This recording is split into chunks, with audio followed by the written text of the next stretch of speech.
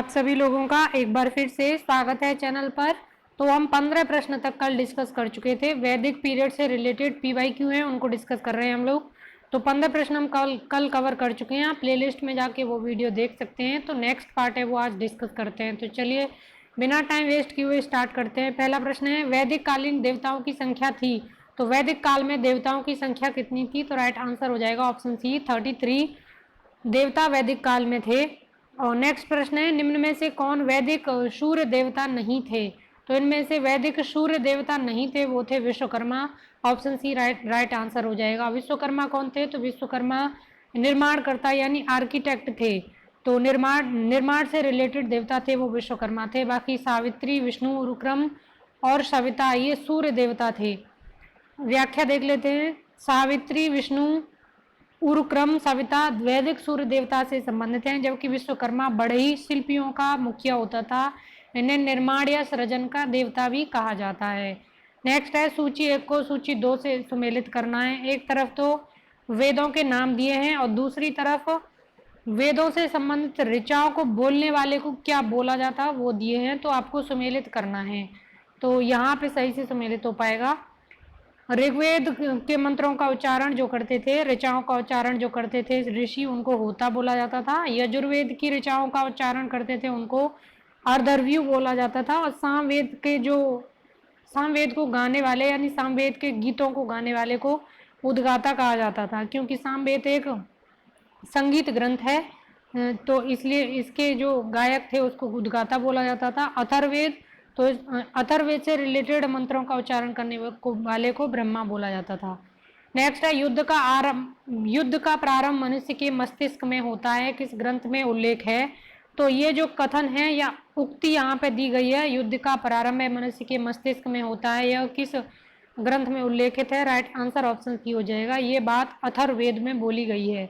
अथर्ववेद है, ये सबसे बाद में लिखा गया वेद है और इसमें तंत्र मंत्र और इनसे रिलेटेड बातें हैं वो दी गई हैं, जादू टोना से रिलेटेड। नेक्स्ट है, वेदों के काव्यात्मक हिस्से को कहा जाता है। तो वेदों का जो काव्यात्मक हिस्सा है उसको बोला जाता है संहिता। ऑप्शन सी राइट आंसर हो जाएगा, संहिता। व्याख्या देख लेते हैं। वेदों के काव्यात्मक हिस्से को संहिता कहा जाता है। संहिता का अर्थ वेदों में गेय पदों से है। गेय मानी गाए गए पदों से। वेद सूक्तों, प्रार्थनाओं, स्तुतियों, तंत्र मंत्र, यज्ञ संबंधी सूत्रों के संग्रह हैं, यानी कि वेदों में इन बातों का उल्लेख है। इनके संकलनकर्ता महर्षि कृष्ण द्वैपायन वेद व्यास हैं। और वेदों का नाम श्रुति भी है, यानी कि सुन सुनकर इनकी जो बातें उनको आगे बढ़ाया गया, तो इनको श्रुति भी बोला जाता है, क्योंकि संकलित किए जाने से पूर्व यह गुरु शिष्य परंपरा में सुनाए या कंठस्थ कराए जाते थे। आगे और महत्वपूर्ण तथ्य हैं। कुछ वेदों की संख्या 4 है। पहला वेद ऋग्वेद है, जो कि सबसे प्राचीनतम वेद माना जाता है। दूसरा यजुर्वेद, इसमें यज्ञ संबंधी सूक्तियों का संग्रह दिया गया है। तीसरा है सामवेद, इसमें गीतों का संग्रह, इसके अधिकांश गीत ऋग्वेद से लिए गए हैं। यहाँ भी ये भी याद रखना है आपको कि इसके जो सामवेद के अधिकांश गीत हैं वो कहाँ से लिए गए हैं? तो ऋग्वेद से, यानी सामवेद का जो मुख्य स्रोत है वो क्या है? तो ऋग्वेद है। और अथर्ववेद जो कि सबसे बाद में लिखा गया वेद है, यह तंत्र मंत्रों के जादू टोने के संग्रह से संबंधित है। ऋग्वेद, यजुर्वेद, सामवेद को वेद त्रयी कहा जाता है, यानी ऋग्वेद सामवेद को वेद त्रयी कहा जाता है। तो सवाल ऐसे भी बन सकता है कि वेद त्रयी में कौन सा वेद है वो सम्मिलित नहीं है? तो अथर्ववेद वेद त्रयी में सम्मिलित नहीं है। नेक्स्ट प्रश्न है, वेदों को कहा जाता है। तो वेदों को क्या कहा जाता है? राइट आंसर हो जाएगा ध्वनि उच्चारण, ऑप्शन सी। व्याख्या देख लेते हैं। वेदों का शाब्दिक अर्थ ज्ञान होता है। वैदिक साहित्य को श्रुति भी कहा जाता है। श्रुति का शाब्दिक अर्थ होता है सुना हुआ। भारतीय साहित्यिक व्यवस्था में वेदों को अपरोक्षेय कहा गया है, चूंकि वैदिक काल में लिपि का ज्ञान नहीं था, इसलिए वैदिक ज्ञान को एक पीढ़ी से दूसरी पीढ़ी तक मौखिक रूप से पहुंचाया जाता था। नेक्स्ट प्रश्न है, वेदों को कहा जाता है। तो वेदों को क्या कहा जाता है? राइट आंसर हो जाएगा श्रुति। देखिए वही सवाल है, बार बार रिपीट हो रहा है, बस लैंग्वेज चेंज करके थोड़ा सा। नेक्स्ट प्रश्न देखते हैं, निम्नलिखित में से कौन सा ग्रंथ वेदों या श्रुतियों का अंग नहीं था? तो राइट आंसर इसमें हो जाएगा पुराण। पुराण है, वेदों या श्रुतियों के अंग नहीं है। बाकी संहिता, ब्राह्मण ग्रंथ और उपनिषद ये सभी वेदों या श्रुतियों के अंग माने जाते हैं।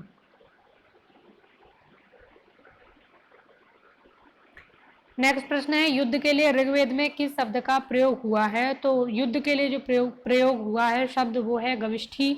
ऑप्शन बी राइट आंसर हो जाएगा। वेरी इंपॉर्टेंट प्रश्न है ये, गविष्ठी बोला जाता है। व्याख्या देख लेते हैं। ऋग्वेद में युद्ध के लिए गविष्ठी शब्द का प्रयोग हुआ है। ऋग्वेद के पशुओं में गाय का सबसे महत्वपूर्ण स्थान था। ध्यान रखना है, गाय का सबसे महत्वपूर्ण स्थान है ऋग्वेद में, लेकिन जो सिंधु घाटी सभ्यता है उसमें गाय को इतना ज़्यादा महत्व नहीं दिया गया, वहाँ पर बैल को अधिक महत्व दिया गया है। तो ये तुलनात्मक रूप से आपको समझ लेना है। और इसे बहुमूल्य धन माना जाता था, यानी गाय को वैदिक काल में अत्यंत बहुमूल्य धन माना जाता था। इसके लिए युद्ध तक लड़े जाते थे, जिसके लिए गविष्ठी शब्द का प्रयोग होता है, जिसका अर्थ है गाय की खोज करना।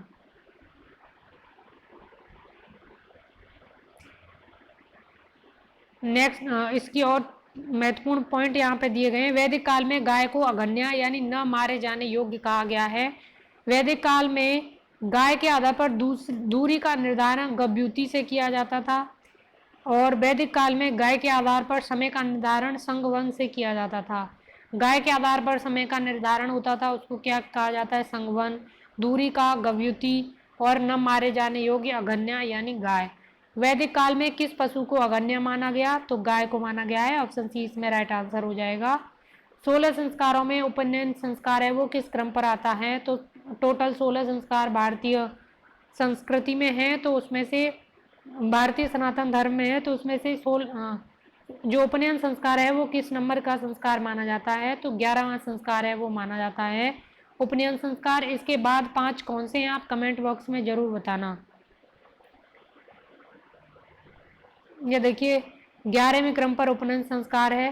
सर्वप्रथम गृह सूत्र में संस्कारों की पूरी पद्धति का वर्णन है। ध्यान रखना है कहाँ पर है, तो गृह सूत्र में है। इसमें कुल 16 संस्कारों का विधान मिलता है, जो इस प्रकार हैं। गर्भाधान, पुंसवन, सीमंतोन्नयन, जात कर्म, नामकरण, निष्क्रमण, अन्नप्राशन, चूड़ाकरण, कर्णवेदन, विद्यारंभ, उपनयन, वेदारंभ और केशांत, समावर्तन, विवाह और अंत्येष्टि। यानी सबसे अंतिम है अंत्येष्टि, और जो विवाह है वो आपका 15वें नंबर का संस्कार है। तो ये भी पूछा जा सकता है। उपनयन आपका 11वें नंबर का हो गया, और उपनयन के बाद जो 5 हैं वो है वेदारंभ, केशांत, समावर्तन, विवाह और अंत्येष्टि। नेक्स्ट है, निम्न कौन शिक्षा से संबंधित नहीं है?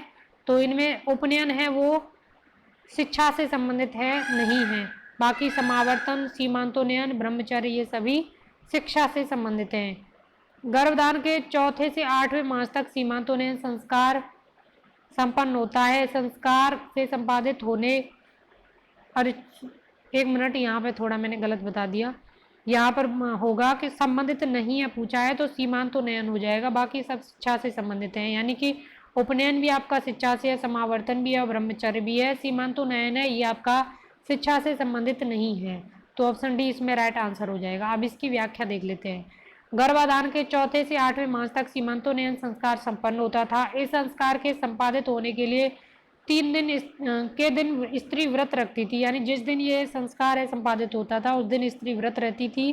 पुरुष मात्र पूजा करता था और प्रजापति देवताओं को आहुतियां दी जाती थी। स्त्री अपने केसों में सुगंधित तेल डालकर यज्ञ मंडल में प्रवेश करती थी, जहाँ वेद मंत्रों उच्चारणों के बीच उसका पति उसके बालों को ऊपर उठाता था। बाद में गर्भिणी स्त्री के शरीर पर एक लाल चिन्ह बनाए जाने लगा, जिससे भूत प्रेताद भयभीत होकर उससे दूर रहें। इस संस्कार के बाद स्त्री को सुख व सांत्वना प्रदान की जाती थी। प्राचीन हिंदू संस्कारों में उपनयन का सबसे महत्वपूर्ण स्थान है, जिसके माध्यम से बालक संपूर्ण ज्ञान प्राप्त करने का अधिकारी बन जाता है। गुरुकुल शिक्षा समाप्त कर लेने के पश्चात विद्यार्थी जब अपने घर लौटता है तब समावर्तन संस्कार संपन्न होता है। इसका शाब्दिक अर्थ होता है गुरु के आश्रम में स्वगृह को वापस लौटना, यानी समावर्तन। और ब्रह्मचर्य का अर्थ है ब्रह्म के मार्ग पर चलना। यह विद्याध्ययन का काल है जिसका प्रारंभ उपनयन संस्कार से होता है।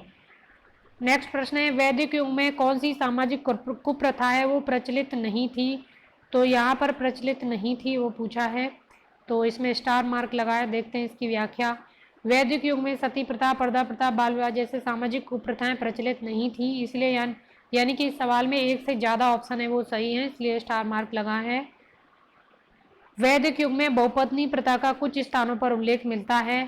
प्रश्न पूछने की प्रकृति त्रुटिपूर्ण है। यदि पूछे गए प्रश्न से नहीं को हटा दिया जाए तो प्रश्न होगा वैदिक युग में कौन सी कुप्रथा प्रचलित थी, तब इसका उत्तर बहुपत्नी प्रथा हो जाएगा। यानी कि उसमें 3 ऑप्शन सही हैं प्रश्न के अनुसार। अभी नेक्स्ट है वैदिक काल में निम्न में से कौन सी प्रथा प्रचलित नहीं थी, तो ऑप्शन डी राइट आंसर हो जाएगा बाल विवाह। बाकी बधमूल्य, विधवा विवाह, दहेज ये थे।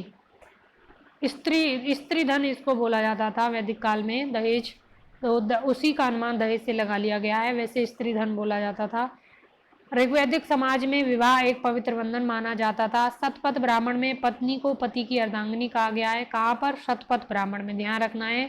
शतपथ ब्राह्मण में पत्नी को पति की अर्धांगिनी कहा गया है। परिवार में एक पत्नी तत्व विवाह ही सामान्यतः प्रचलित थे, यद्यपि कुलीन वर्ग के कुछ लोग कई पत्नियां रखते थे। ऋग्वैदिक काल में बाल विवाह की प्रथा प्रचलित नहीं थी, अंतर जाति विवाह होते थे, परंतु आर्य वर्ण का दास वर्ण के साथ विवाह निषिद्ध था। कन्या की विदाई के समय उपहार एवं द्रव्य दिए जाते थे, जिसे वहतु कहा जाता था। पुनर्विवाह नियोग प्रथा प्रचलित थी। निम्न में से इंद्र को ऋग्वेद में किस नाम से पुकारा गया है, तो पुरंदर के नाम से पुकारा गया है। पुरंदर अर्थात किलों का ध्वंस करने वाला। व्याख्या देखते हैं। ऋग्वैदिक कार्यों के सबसे महत्वपूर्ण एवं प्रतापी देवता इंद्र थे।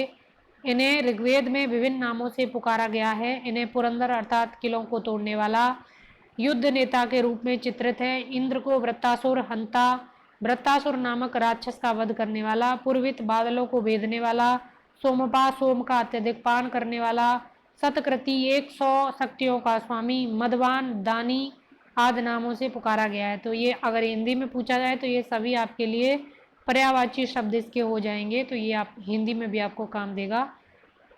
अन्य महत्वपूर्ण तथ्य है, ऋग्वेद में इंद्र को अंतरिक्षवासी देवता के रूप में वर्णित किया गया है। ऋग्वेद में इंद्र को 250 सूक्तों में वर्णन हुआ है, यानी कि 250 सूक्त हैं वो इंद्र से रिलेटेड है ऋग्वेद में। इसके बाद अग्नि का वर्णन 200 बार आया है, यानी कि सर्वाधिक बार किसका उल्लेख है ऋग्वेद में, तो वो इंद्र का है।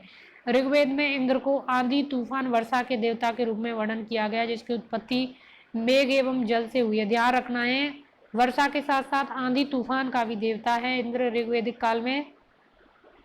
ऋग्वेद में घोड़े का कितनी बार उल्लेख हुआ है, तो 256 बार घोड़े का उल्लेख है वो ऋग्वेद में हुआ है। पुरातात्विक संदर्भ में उल्लेख मिलता है ऋग्वेद को घोड़े का उल्लेख 200 बार से अधिक बार मिलता है। एग्जैक्ट संख्या ऋग्वेद की यहाँ पर उल्लेखित नहीं है, लेकिन आंसर इसका ऑप्शन ए सही माना है। नेक्स्ट है अद्वैत काल की अनुभूति किस काल में हुई थी, तो ऑप्शन बी राइट आंसर हो जाएगा उत्तर वैदिक काल में। अद्वैतवाद है, इसकी अनुभूति उत्तर वैदिक काल में होती है। ऋग्वेद है, ऋग्वैदिक काल है वो आपका क्या होता है, तो वो बहुदेववाद वाला काल होता है, इसमें बहुत सारे देवताएं होते हैं। तो ये सवाल भी कई बार पूछा गया है। अद्वैत काल या अद्वैतवाद की अनुभूति उत्तर वैदिक काल की अंतिम अवस्था में हुई थी। ध्यान रखना है, अंतिम अवस्था में हुई थी, उत्तर वैदिक काल के भी प्रारंभिक अवस्था में नहीं। वैदिक काल के अंतिम दौर में पुरोहितों के प्रभुत्व तथा याक्षिक कर्मकांडों के विरुद्ध उपनिषदीय प्रतिक्रिया हुई, यानी कि उपनिषद आपके दार्शनिक बातों से रिलेटेड है। और जो उपनिषद है, मुंडको उपनिषद है, उसमें यज्ञों को टूटी नौकाओं के समान माना गया है, यानी कि यज्ञों के सहारे है वो जो नदी यानी कि जीवन नैया है उसको पार नहीं लगाया जा सकता है, इसलिए दार्शनिक बातें उपनिषद में दी गई हैं। और जो सनातन संस्कृति है उसको और ही वैज्ञानिक तरीके से व्याख्यात करने की कोशिश की गई है। उस काल में जो बुराइयां सनातन धर्म में समाहित हो रही थी कुछ लोगों की वजह से, उसको उपनिषद के माध्यम से ख़त्म करने का प्रयास है वो किया गया है। यानी कि भारतीय संस्कृति की एक प्रमुख विशेषता रही है कि ये हमेशा समय के अकॉर्डिंग और अपनी बुराइयों को स्वयं से ही परिवर्तित करती रही है। किसी एक चीज़ पर अडिग होकर एकदम इंसानों को बैल बुद्धि बनाने की प्रक्रिया भारतीय संस्कृति की नहीं रही है, सनातन धर्म की नहीं रही है। तो जिसकी चरम विकास जैन बौद्ध आंदोलनों में दिखाई पड़ता है। उपनिषदीय विचारकों ने याज्ञिक अनुष्ठानों को ऐसी कमजोर नौका बताया है जिसके द्वारा इस जीवन रूपी भवसागर को पार नहीं किया जा सकता। उन्होंने मोक्ष प्राप्ति के उद्देश्य हेतु ज्ञान मार्ग का प्रतिपादन किया। ज्ञान मार्ग था ब्रह्मा और आत्मा के बीच अद्वैतवाद का अनुभव, यानी कि ब्रह्म और आत्माएं दोनों अलग अलग नहीं है, एक ही चीज उत्तर वैदिक काल के उत्तर काल में इसको माना जाने लगा। कुछ महत्वपूर्ण तथ्य अन्य है। तैत्तरीय उपनिषद के भाष्य में लिखा है कि उपनिषद विद्या वह विद्या है जिसके ज्ञान से जन्म, जरा, मरण का क्लेश दूर हो जाता है। मुंडकोपनिषद में सत्यमेव जयते का उल्लेख है। ब्रह्म की सर्वप्रथम जानकारी बृहदारण्यक उपनिषद में मिलती है। ध्यान रखना है, ब्रह्म की सर्वप्रथम जानकारी आपको कहाँ से मिलती है, तो बृहदारण्यक उपनिषद से मिलती है। और जो मुंडकोपनिषद से सत्यमेव जयते लिया गया है, सवाल यहाँ से कई कथन के रूप में आपके लिए बन सकता है, क्योंकि भारत में अभी नए संसद भवन पर माननीय प्रधानमंत्री मोदी जी द्वारा अशोक स्तंभ का उल्लेख है, उसको अनावरण है, उसको किया गया है। तो सत्यमेव जयते को पूछा जा सकता है। भारतीय संस्कृति की आधारशिला क्या है, तो अच्छा, आधारशिला इसमें पूछा है, तो आधारशिला है ऋग्वेद। उद्देश्य क्या है, तो मानव कल्याण हो जाएगा, लेकिन आधारशिला है तो ऋग्वेद है। भारतीय संस्कृति की आधारशिला ऋग्वेद है, और ऋग्वेद है आपका बहुत ही वैज्ञानिक तरीके से इसमें बातें लिखी गई हैं। बस लोग समझने की क्षमता नहीं रखते, इसलिए उसका विरोध करने लग जाते हैं। लेकिन ऋग्वेद है बहुत ही ज़्यादा साइंटिफिक वे में और बहुत ही महत्वपूर्ण बातें लिखी गई हैं, जो कि आधुनिक विज्ञान के युग में साबित भी होती हैं। तो इसलिए जब तक किसी चीज़ की जानकारी पूर्णतः आपको न हो, उसका खंडन नहीं करना चाहिए। ऋग्वेद भारोपीय साहित्य का सबसे प्राचीन ग्रंथ है। ऋग्वेदिक काल 1500 ईसा पूर्व से 1000 ईसा पूर्व तक माना जाता है। ऋग्वेद में तत्कालीन धार्मिक, राजनीतिक, सामाजिक, आर्थिक गतिविधियों की जानकारी विस्तार से मिलती है। अतः कहा जा सकता है भारतीय संस्कृति की आधारशिला ऋग्वेद है। ऋग्वेद को प्रथमतः 8 भागों में बांटा गया है। इसे अष्टक कहा गया।